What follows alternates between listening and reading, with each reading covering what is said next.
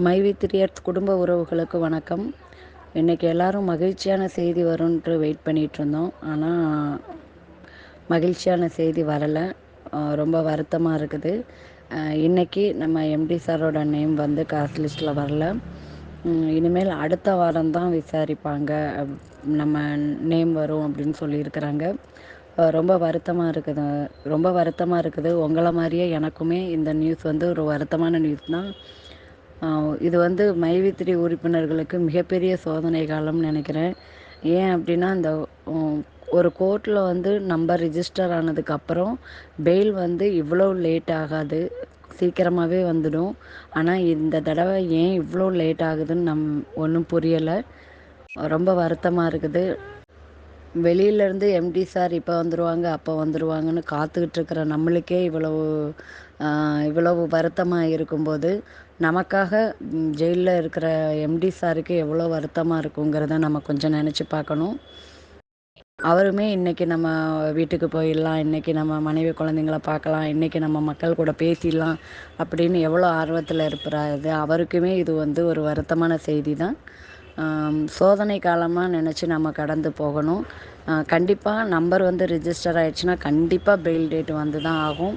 அதனால் நாம் கொஞ்ச நாளாக காத்து இருக்கணும். ஏன்னா நம்ம ஏற்கனவே நிறைய காத்திருந்துட்டோம். ஆக்க பொறுத்தவன் ஆற பொறுக்கலைங்கிற மாதிரி நம்ம எவ்வளவோ ஒரு த்ரில்லிங் மூடில் இருந்தோம். இன்றைக்கி நாளைக்குன்னு சொல்லிட்டு ஒவ்வொரு நாளாக ஒவ்வொரு வாரமாக நம்ம வெயிட் பண்ணிக்கிட்டே இருந்திருக்கிறோம். இப்போ ரொம்ப வருத்தமாக இருக்குது. இதை வந்து ஷேர் பண்ணிக்கவே எனக்கு ரொம்ப வருத்தமாக இருக்குது. இன்றைக்கி காலையில் இருந்து எனக்கு ஒரு வேலையும் செய்ய முடியல.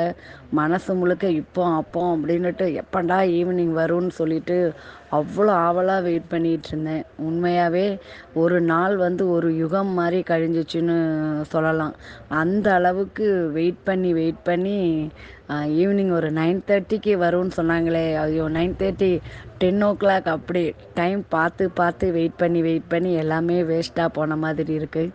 மனசுக்கு ரொம்ப வருத்தமாக இருக்குது. ஆனால் யாருமே வருத்தப்படாதீங்க.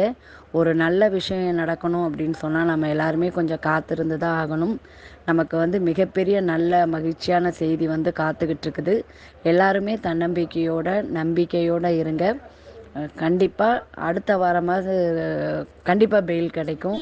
ஏன்னா இதையே தான் நீங்கள் வழக்கமாக சொல்லிக்கிட்டே இருக்கிறீங்க அப்படின்னு சொல்லிட்டு நீங்கள் சொல்லுவீங்க. எங்களை நாங்கள் எப்படி சமாதானப்படுத்திக்கிறோமோ அப்படி தான் உங்களையும் சமாதானப்படுத்துகிறோம். ஏன்னா மாற்ற முடியாத நிகழ்ச்சிகளை நம்ம அப்படியே ஏற்றுக்க வேண்டியதுதான். நம்மளால் ஒரு செயலை மாற்ற முடியும்னா அதை மாற்றி காட்டலாம். நம்மளால் மாற்ற முடியாத விஷயத்த நம்ம என்ன பண்ண முடியும்? என்ன நடக்குதோ அதை அக்செப்ட் பண்ணிவிட்டு அதை ஏற்றுக்கிற மனப்பக்குவத்தை கொண்டு வந்துடணும். இப்போவும் இந்த நிகழ்வுலையும் நம்மளால் ஒன்றும் பண்ண முடியாது. ஏன்னா இது சட்டத்திட்டங்களுக்கு உட்பட்டு நடக்கிற விஷயம். இதில் வந்து நாம் என்ன நடக்குதோ அதை அப்படியே ஏற்றுக்கிற மனப்பக்குவத்துக்கு வந்துடணும். நம்ம எவ்வளவோ வெயிட் பண்ணி பார்த்துட்டோம். இன்னும் கொஞ்ச நாள் இதையும் தயவு செய்து யாரும் மன வருத்தப்படாமல் பதட்டப்படாமல் கடந்து போகலாம். நமக்கான நல்ல வாழ்வு ஒளிமயமான எதிர்காலமும் காத்துக்கிட்டு இருக்குது. நல்லவர் லட்சியம் வெல்வது நிச்சயம். வாழ்க வளமுடன்.